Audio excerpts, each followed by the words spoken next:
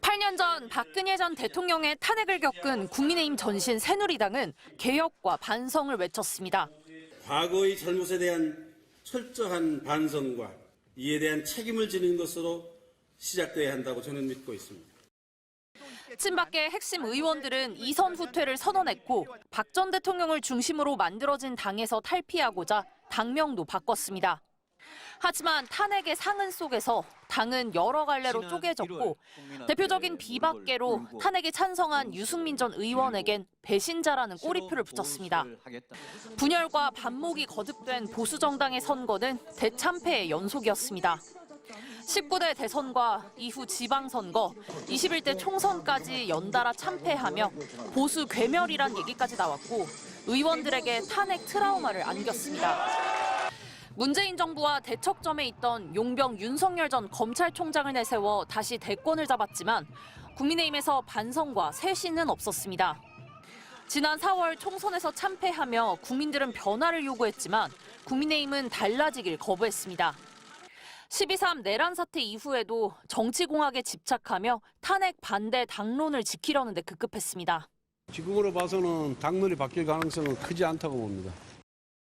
윤석열 대통령이 계엄군을 동원해 헌법기관인 국회를 무력화시키려 했고 국회의원들을 끌어내려 했다는 폭로가 이어지는데도 정당한 통치 행위였다는 윤 대통령의 궤변을 옹호하기에 바빴습니다.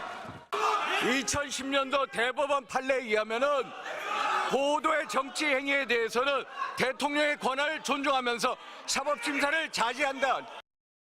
국민의힘을 해산해야 한다는 국민청원이 28만 명을 돌파하고 추경호 전 원내대표 등이 내란 동조 혐의로 수사를 받게 되는 상황에서 국민의힘이 다시 보수 정당으로 신뢰를 얻을 수 있을지는 의문입니다. MBC 뉴스 구성입니다. 한동훈 전 대표가 사퇴한 지 30분 만에 국민의힘 중진 의원들이 긴급 회의를 열었습니다. 일단 조속히 비상대책위원회를 구성해야 하고 비대위원장은 당내 중진에게 맡기자는 데까지 의견을 모았습니다.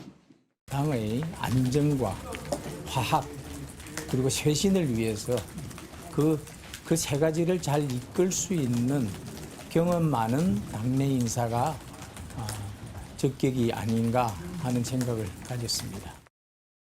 한 전 대표의 사퇴로 비대위원장 임명 권한은 핵심 친윤 권성동 원내대표가 갖게 됐습니다. 분열적인 의견보다 이제 수습을 위한 건설적인 대안을 내주시기를 부탁드리겠습니다. 지금은 단결과 화합이 필요할 때입니다.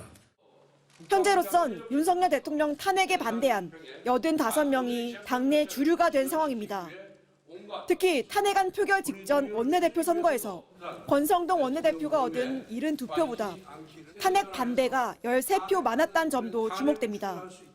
당내 중도 성향 의원들이 막판에 친윤계에 힘을 실어줬다는 해석이 가능하기 때문입니다.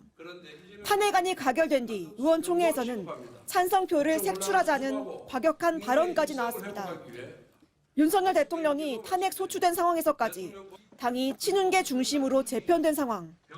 비대위원장 자리에도 친윤계 또는 탄핵에 찬성했던 중진들이 거론되자 사실상 중심에서 밀려난 친한계에선 축출과 제명의 파티를 즐기는 친윤 여당의 다음 정부 집권 가능성은 영에 수렴한다며 공개 반발하고 나섰습니다.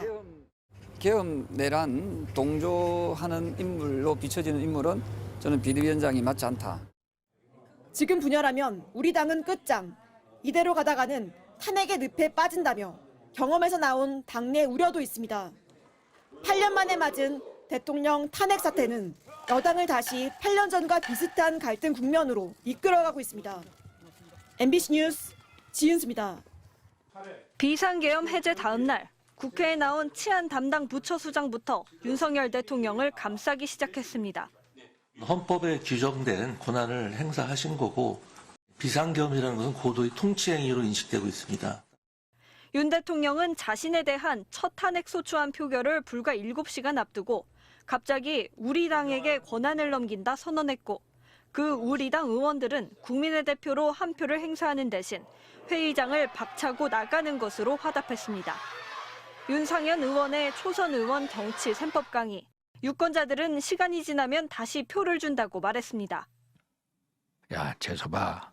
나도 박 대통령 탄핵 앞장서 반대해서 나 끝까지 갔어. 그 다음에 무속가도 다 찍어주더라. 내일, 모레, 1년 후에 국민은 또 달라져. 시민들은 연일 광장에 쏟아져 나왔지만 곽규택 의원이 보기엔 시민들은 평온했습니다. 불안에 떠셨지만 민주적 회복력으로 평온을 유지하고 있습니다. 나경원 의원은 탄핵 절차도 21세기 대한민국 위상에 부합해야 한다면서 탄핵소추안의 탄핵 사유 증거는 달랑 언론기사 63건인데 이것이 충분하냐고 주장했습니다.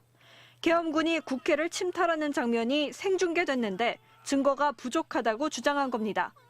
윤석열 대통령 운명을 결정할 싸움을 앞두고 국민의힘은 친윤 핵심 사령관을 세웠고 그 사령관은 내란죄 논란을 정치 공세라고 일축했습니다. 국민의힘 전체를 내란 공범으로 몰아가기 위한 민주당의 악랄한 여론 호도 수법을 강력히 규탄합니다.